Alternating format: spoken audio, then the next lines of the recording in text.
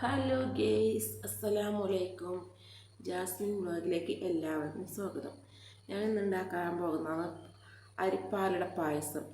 എനിക്ക് കുറേയായി കുടിക്കണം എന്നൊരാശ. അങ്ങനെ 1 ലിറ്റർ പാല്, പാക്കറ്റ് പാലില്ലാതെ ഞാൻ ആക്കുന്നത് 2 കവർ പാലെടുത്തിട്ട് നല്ലോണം തിളപ്പിക്കാൻ വെച്ചു. പക്ഷേ എനിക്ക് ഒരു പിടുത്തമില്ല. മറ്റേ ചില സേമിയ പായസം ആക്കുന്നതല്ല, അരിപ്പാലയുടെ പായസം ഇതുവരെ ഉണ്ടാക്കിയിട്ടില്ല. അപ്പോൾ മിക്സ്ഡാണ്. അപ്പോൾ ഞാൻ കടയിൽ പോയിട്ട് വാങ്ങിയതാണ്.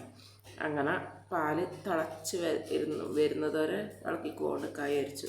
പിന്നെ എനിക്കൊരു ഡൗട്ട്, അതിൽ പഞ്ചസാര ഇടണം ഒന്നും അറിയില്ല. പക്ഷേ അതിൽ വായിച്ചു കൊടുക്കുമ്പോൾ ഒന്നും ഇടണ്ടാന്നായില്ല. അങ്ങനെ പാല് നല്ലോണം തിളച്ച് വരുന്നുണ്ട്. തിളച്ച് വരുന്ന സമയത്ത് നമുക്ക് കുറുകണ്ട ഇതിലാക്കണം.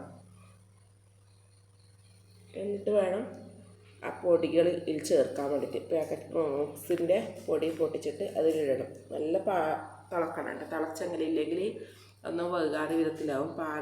പായസം അല്ലേ, അപ്പം ആ അടയാളം ഇങ്ങനെ വെന്തിട്ട് കിട്ടണം. അപ്പം നല്ലോണം തിളച്ചിട്ട് അതിലൊന്നും വേവിപ്പിക്കാനുണ്ട്. അതുകൊണ്ടാണ് പറയുന്നത്.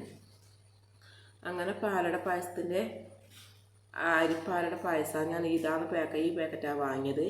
അങ്ങനെ എനിക്ക് ഉണ്ടാക്കിയിട്ടൊന്നും ശീലമില്ല. ഞാൻ ഇതുവരെ ഉണ്ടാക്കിയിട്ടില്ല ഇത്. അങ്ങനെ പാക്കറ്റ് കാണുവിനാണ് എടുത്തത്. ഡബിൾ ഓർഡേഴ്സിൻ്റെയാണ്. അങ്ങനെ പാലട പായസം ആക്കി പായസം അതിലേക്ക് പായസത്തിൻ്റെ ഇതെല്ലാം ഇട്ട് ഇളക്കി കൊടുത്ത് 2-3 തള തിളക്കുമ്പോൾ അത് ശരിയായിട്ടുണ്ട്. ഇളക്കി കൊടുത്തോടുന്നു കേട്ടോ. കുറേ കാൽമണിക്കൂർ വരെ ഇളക്കിക്കൊണ്ട് നിന്ന്. അപ്പോൾ പായസം റെഡി ആയിട്ടുണ്ട് ഇവിടെ. അപ്പം വീഡിയോ ഇഷ്ടപ്പെട്ട എല്ലാവരും ലൈക്ക് ചെയ്യാം, ഷെയർ ചെയ്യാം, സബ്സ്ക്രൈബ് ചെയ്യുക. അപ്പോൾ ഇതുവരെ ബെൽ ബട്ടൺ സബ്സ്ക്രൈബ് ചെയ്യാതെ ബെൽ ബട്ടൺ അടിക്കുക. സബ്സ്ക്രൈബ് ചെയ്തിട്ട് കമൻറ്റ് അറിയിക്കുക. അങ്ങനെ പായസം റെഡി ആയിട്ടുണ്ട്. അപ്പം വീഡിയോ ഇത്രയേ ഉള്ളൂ.